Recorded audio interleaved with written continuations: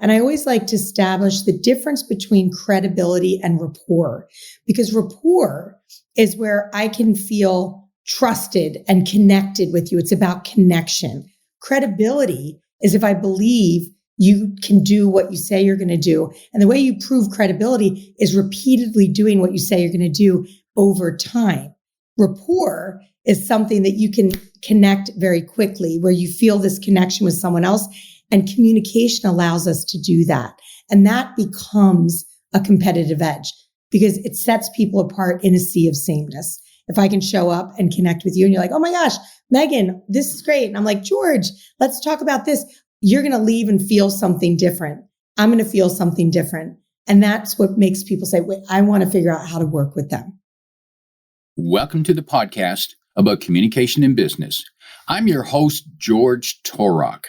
Did you know that I'm known as the speech coach for executives? That's because I help business leaders deliver the intended message for greater success. And we do that through one-on-one coaching or group training for the team. When you listen to this podcast, you will hear insights and perspective and ideas from communication experts from around the world. My guest today is Meaghan Benjamin. Here's 3 facts that I think you should know about Meaghan. 1, she holds a master's in speech and hearing science and psychology from the Ohio State University.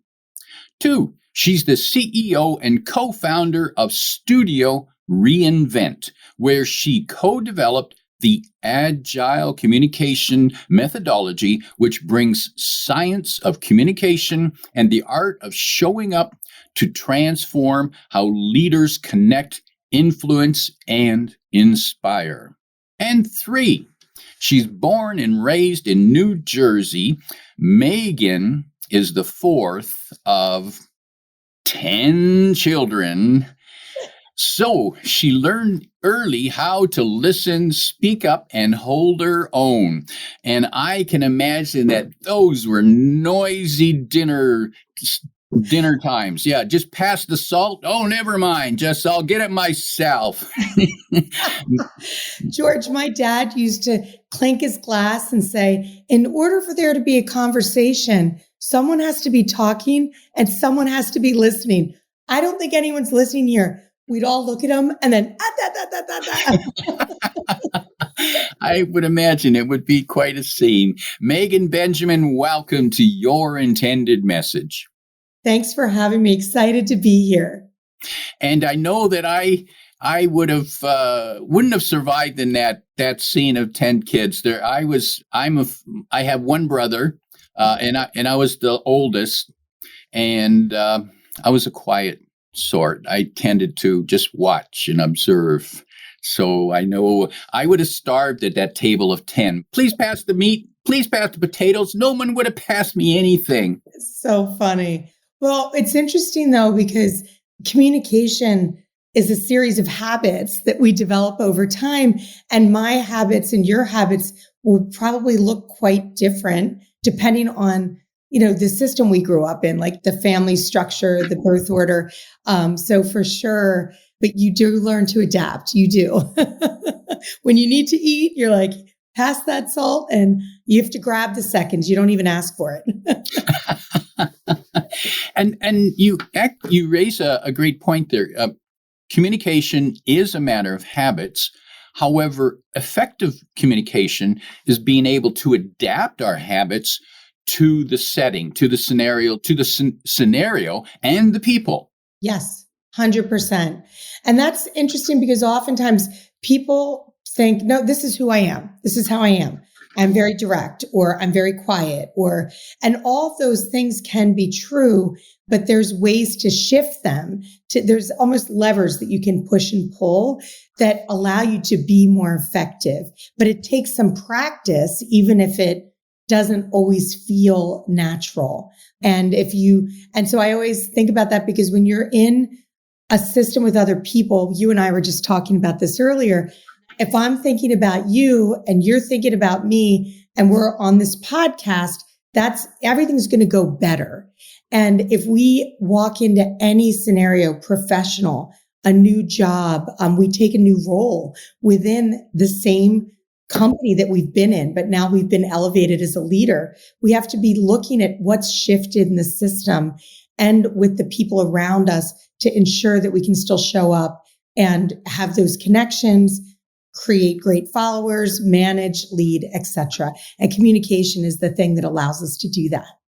And I'm reminded of, yes, we can say, oh, well, that's just the way I am. That's the way I do things. Well, okay, but come on, grow up. You can't stay the same all the time. And I remember early in my career when I went from one place of employment where it was a hostile environment. So you had to be ready to verbally fight every day just to be heard and make things happen. And then I went to a completely opposite environment because I needed a break. That's why I took it. But then when I got there, I was still carrying some of those old habits that didn't work well. Because fundamentally that culture of the new place that you went to required the adaptability that comes with communication, right? How do I listen? I've got to sit back. I've got to help bring people along versus fight my way through to get my idea heard. And it's a great skill. And to be quite frank, I always say every interaction is an opportunity because ultimately this skill is game changing in everything you do personally and professionally. But the more you're developing it, right? Trying different ways of showing up, the better you get at it. And I've seen where you've said that effective communication gives you a competitive advantage. Yes. Tell us about that. Sure. So when I think about a competitive advantage, and especially now in the age of technology, and the words AI are everywhere, but it's really, as humans, we're still showing up and figuring out how can we work together. And when then you start to look beyond the people that you see on the day to day, you're pitching a new business. You're with a team of people, trying to get a team of people to select your business or to pick you for a partnership. The competitive advantage becomes in how you as an individual on the team are showing up, how you're listening, how you're adapting, how you're asking questions, preparing. And the way that you could do that helps people feel connected quicker. And I always like to establish the difference between credibility and rapport, because rapport is where I can feel trusted and connected with you. It's about connection. Credibility is if I believe you can do what you say you're going to do. And the way you prove credibility is repeatedly doing what you say you're going to do over time. Rapport is something that you can connect very quickly, where you feel this connection with someone else. And communication allows us to do that. And that becomes a competitive edge because it sets people apart in a sea of sameness. If I can show up and connect with you and you're like, oh my gosh, Meaghan, this is great. And I'm like, George, let's talk about this. You're going to leave and feel something different. I'm going to feel something different. And that's what makes people say, wait, I want to figure out how to work with them. How do we establish rapport with people we don't know well yet? Great question. And as part of my past history, I am a licensed speech pathologist. So worked very closely with head and neck cancer patients. And if you can imagine coming in to meet with a new healthcare provider when you're about to get your larynx or tongue, partially or fully removed, it's very scary. You're dealing with a life-threatening diagnosis. And the most important thing as a healthcare provider is to be able to establish rapport, build that connection. And so that's where I learned that it really is about listening and it's about meeting the person where they are. So understanding what's important to them and then being able to respond to that. It's also, when we think about empathy, and this applies across the board, reading the room. If someone comes in highly stressed, highly anxious, and I start to tell them all the things that are going to happen and change, then they might get the knowledge they need, but they're not going to retain it and they're not going to feel better when they leave. So that's where that establishment of rapport is pausing and just saying, what's important to you today? Here's how we plan to talk. This is what we plan to talk about. Is that what you expected we talk about? And what's really interesting is we're talking about this in a healthcare setting, but it works equally well in a business setting. We oftentimes come in ready to pitch, ready to give our presentation. You gave us 2 hours or 15 minutes. I'm going to take 12 of them and tell you everything I know. When really we can come in and take 5 to say, set the stage, and then say, I want to spend the rest of the time, answering your questions, figuring out what's important to you. And then if someone interrupts or interjects, just pausing and recognizing that's where their attention is. And if you can go there with them, they are going to feel more connected and you are going to establish that rapport and connection faster. When we're trying to get information across, we tend to focus on, okay, I got to get them all this information. I got to, got to give them the report, or I got to explain this whole process.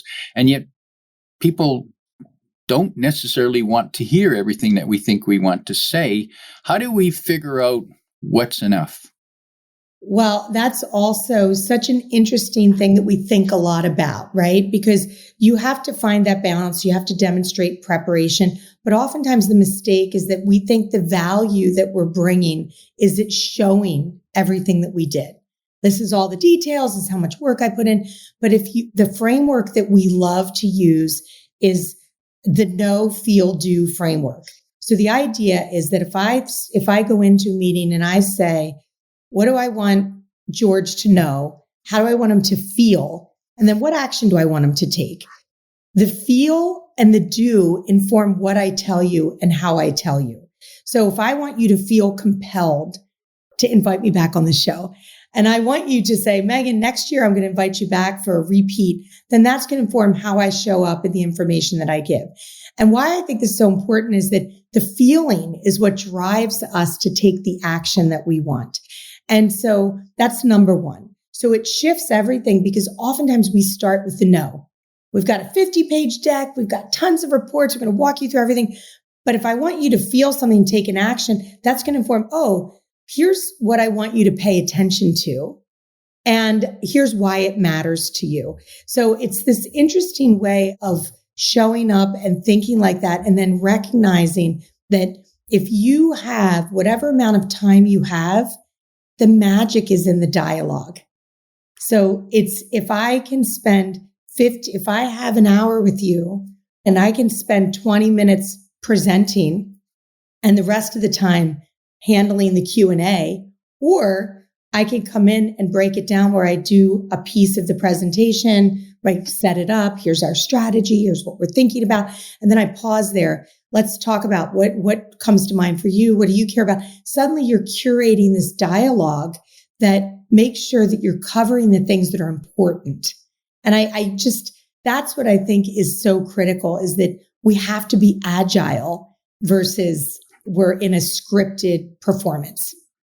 And you bring up the word agile, and I believe you refer to it as agile communication. What does that look like, and how do we get there? Agile communication is a methodology that I co-developed with my business partner, Phyllis Deely. And it's interesting because I come from the science background and she comes from brand and strategy background. And so we realized that people say, know the room, read the room, be a great storyteller, storytell. Right? And you realize, okay, how do I do that? So when we break it down, it becomes understanding. There's 3 key areas that we focus on.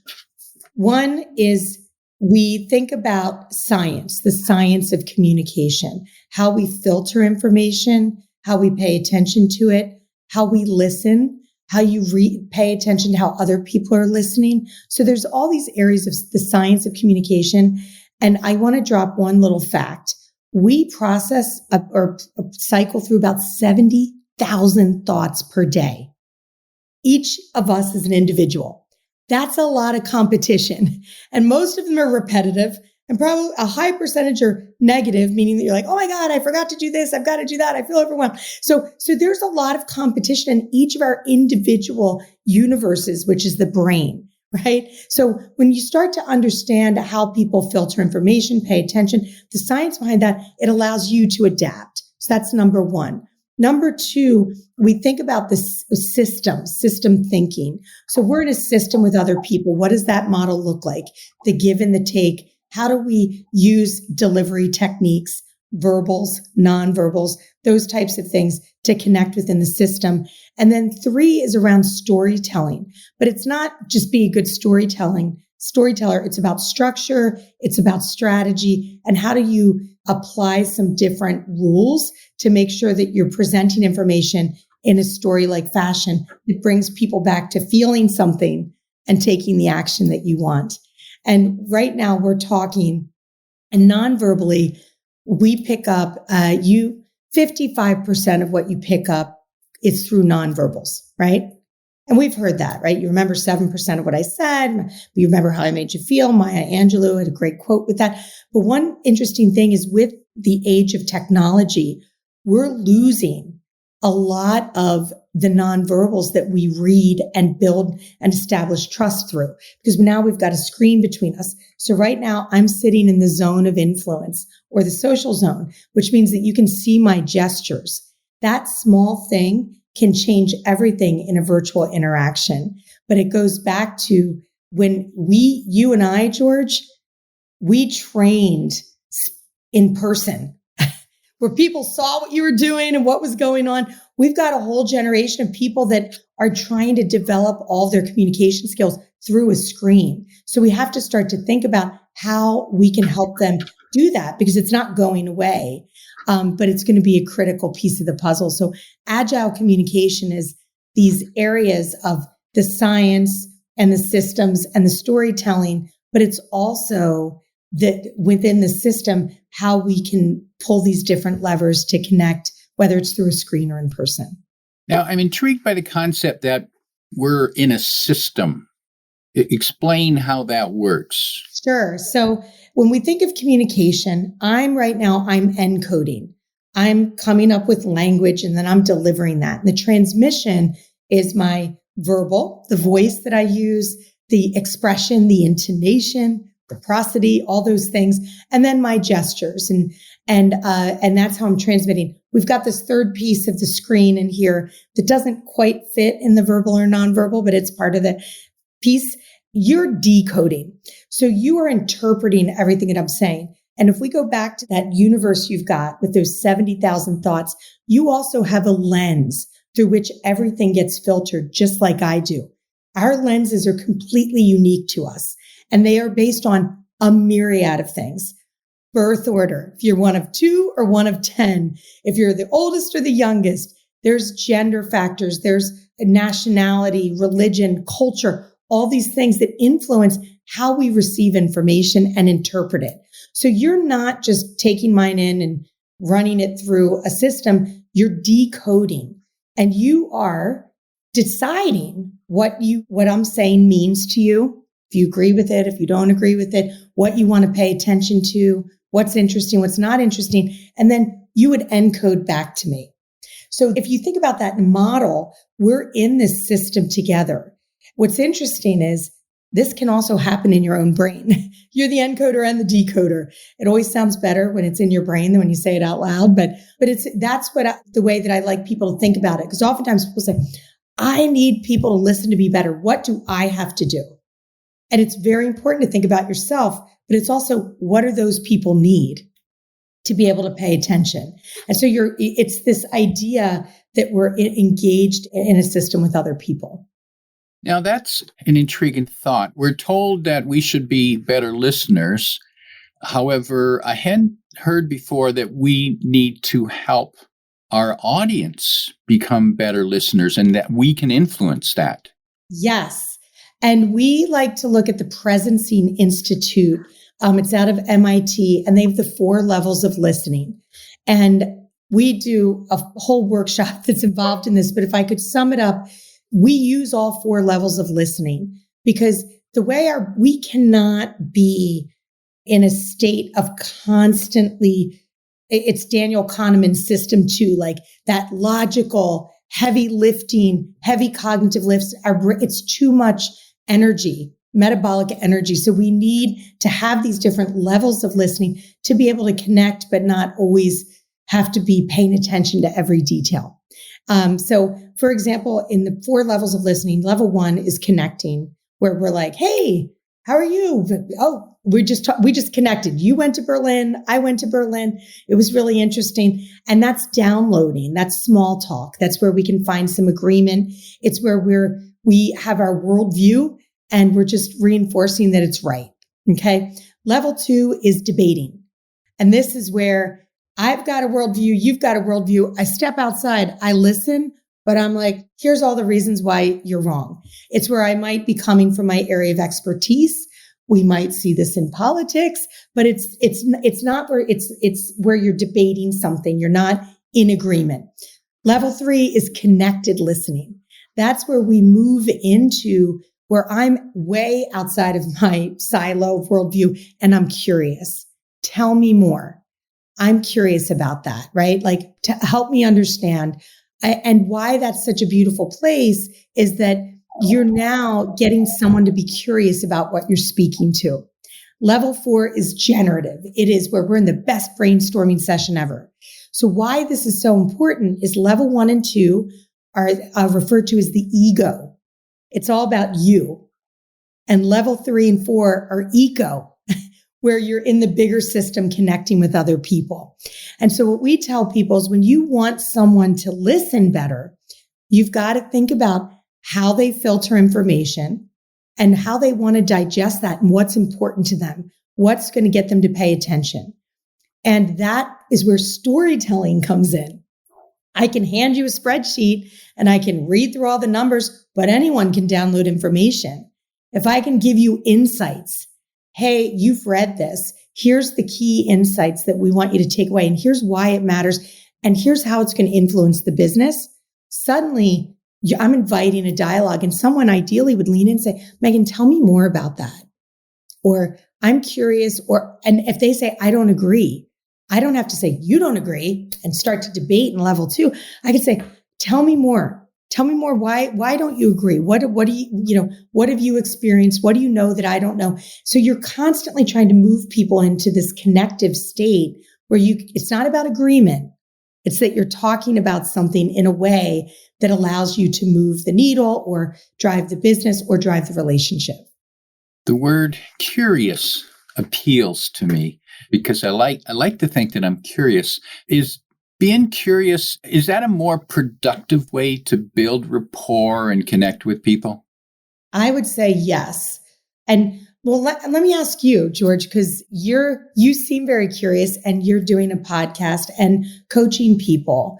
So how does that, when you hear that word, if you're curious about why someone's doing something or why they're challenged with something, do you think that would help you get to the crux of the matter quicker or help them feel more connected to be able to open up to you?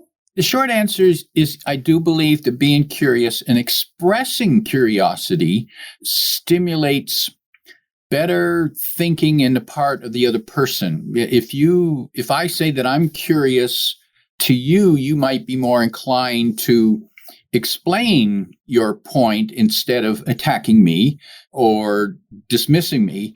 Because if I say I'm curious, well, then that suggests that, well, sounds like I'm willing to learn. Because so here's what I've found.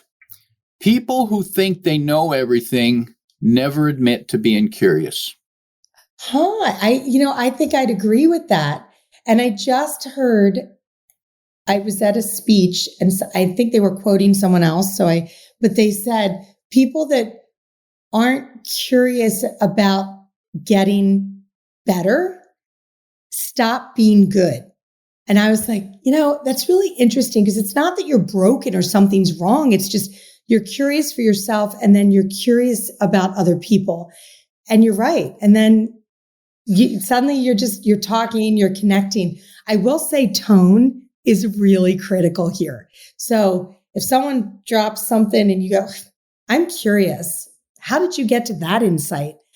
That is going to blow everything up. So just make sure that it's authentic. And that's where I'm curious. Tell me more. I'd love to understand, walk me through. Like there's different ways that you can connect that, but that you want to really be curious about them and not waiting to find them say something wrong that you can, say, this is why you're wrong. Because that changes everything in that back and forth. And my hero of curiosity is Albert Einstein. 100%. And so anytime someone doesn't take well to being curious, and I say, well, look at Albert Einstein. He was simply curious. He was curious about the universe. You're right. And didn't he say that when someone brings him a problem, he spends 90% of the time understanding the problem and 10% solving it. Yep. It starts by defining the scenario. What's really the issue here? And then the answer is easy once you know what the real issue is. Yeah. No, I love that. So I do think it's important. I think, I don't know if you experience this. I just think it's hard when we start to say things like, be curious, be a good storyteller.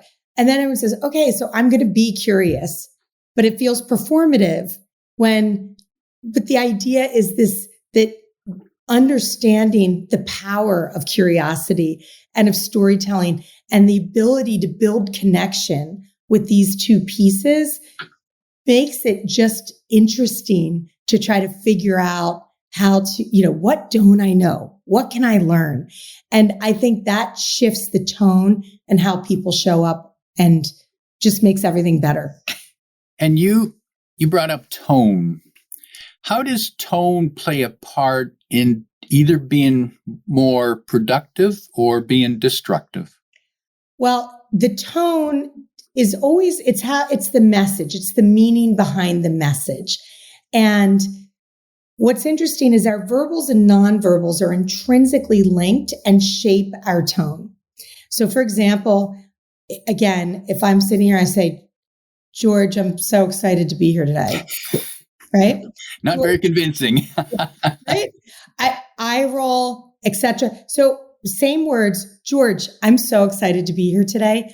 I used a little gesture. So the idea is that when we're not aware of the tone we're setting, it tends to come through how we really might feel dismissive, condescending. Not that we're like, I want to be condescending. You're tired. Somebody comes, you're annoyed with them. And you're just like, ugh, right? And it doesn't matter what you say. I mean, great idea.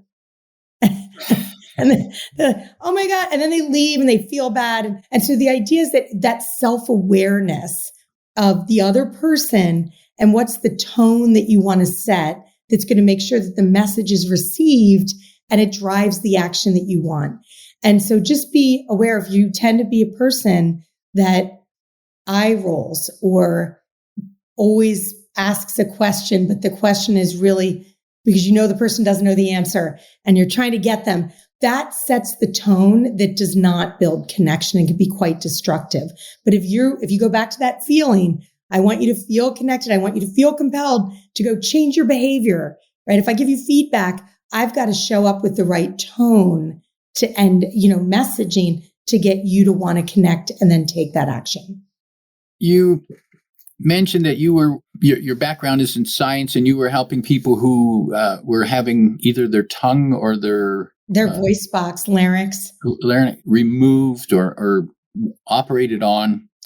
How did you help them communicate? Because now they've lost something critical to how they convey their message. 100%. So really, I thought of myself as a guide for them. I understood the functional changes and things that were going to occur, but I could never be inside their body experiencing that.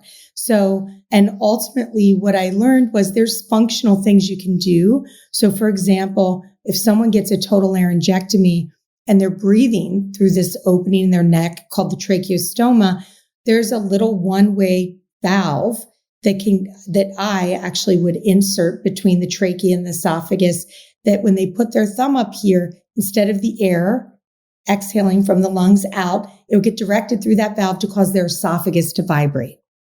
And then they could still have a voice because their voice box was removed. So that's actually quite simple.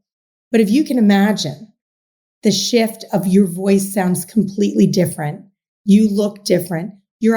Everything about you and your identity is oftentimes found in how you look and your voice. What I learned was that I had to meet them where they were to help them shift the mindset to accept a new and different way of thinking and communicating. And ultimately, a lot of that, being on that journey and helping guide them, these are extremely powerful people that do extremely amazing things. But everybody gets to that spot.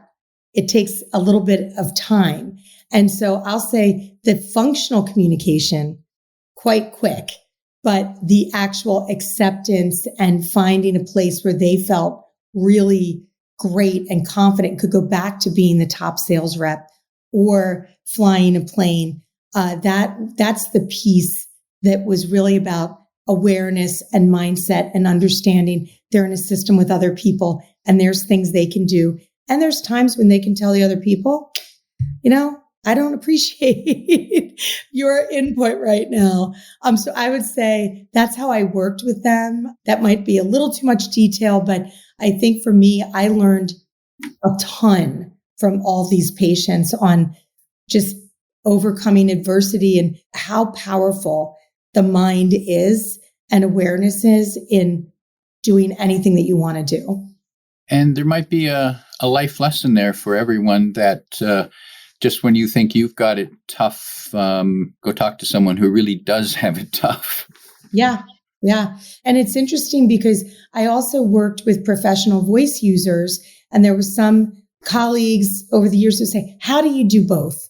I mean, how do you go from someone losing their larynx to cancer or their tongue to someone that, they can't hit the high notes? I said, that's critical to them. It's critical to their lifestyle, to their identity, and to their survival, just like these other folks over here. It's critical to the same things. And so not being judgmental at all, just say, how can I help you do what's so important to you so that you can have the best outcome possible? That's where I come from. And I approach every interaction like that. Like, how can I connect with you? How can we build something great? Because I just think everything's better after that. And it is a mindset on my part as well. But I learned so much from being a healthcare provider and also navigating all the healthcare providers, the stress, the anxiety, the survival mode. It's like, how do you help? We're all in a system. And it's and communication became the key to everything. Meaghan, for people that like to know more about you and your programs, they can find information at your website. That's studioreinvent.com. And you can find that link in the description below. Who are the best people that will get value from your website? Everyone. No. So I think it would be really interesting just to check out some of our programs. We do a lot of programs, training for companies where we're taking people through some workshops. We also have a really interesting AI coach. It's called Sage. And you can use that separately, but it's really great part of the program for people because you receive coaching on our Agile methodology and it's judgment free. And it's everything from interviewing to uploading presentations. And we just find that that's been really game changing for folks because the biggest thing we get back is, I want to do these things, but how do I practice them without having to go to someone and then have them tell me if it's good or bad? And so we have loved working this piece into the puzzle. But so I would say anyone that is putting together programs for their companies for training, or if they're running business pitches and are looking for support, because our Pitchcraft is a great program. That's at studioreinvent.com. You can find that link below. Meaghan, as we prepare to wrap up, imagine you're talking with a team leader and you are giving them 1, 2, or 3 pieces of advice on how they can coordinate better communication among the team. So it's not just about them, but how can they make the team win? Wow. Okay. So I would say that one is if it's possible to get people in person for even an hour and a half to do an activity, it really makes people feel connected so that they can, continue on the virtual side. If that's possible, I think that's number one. Two, I do think that letting people have a cameras off meeting can be really powerful for teams because it allows them just once a week, they can come on, say, I want your attention, but you don't have to be on because it gives people a little space to breathe. And we find that can be really powerful. And three, recognizing that there are different communication styles. And so giving space for the folks that are a little quieter, maybe you get everyone to break out, or there's a spot to write in the chat. They take a minute to write down an idea versus having everyone have to verbally communicate in a larger group, I think really helps elevate some of the quieter people on the team and make space for everyone. I mean, I have so many more, but I think those are three things that I find have been easy, low-hanging fruit to do. Fabulous, powerful advice. My guest today is Meaghan Benjamin, reminding you to meet the person where they are.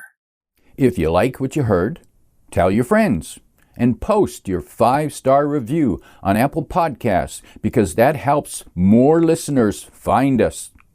Come back every week for more practical insights to help you deliver your intended message. I'm your host, George Torok.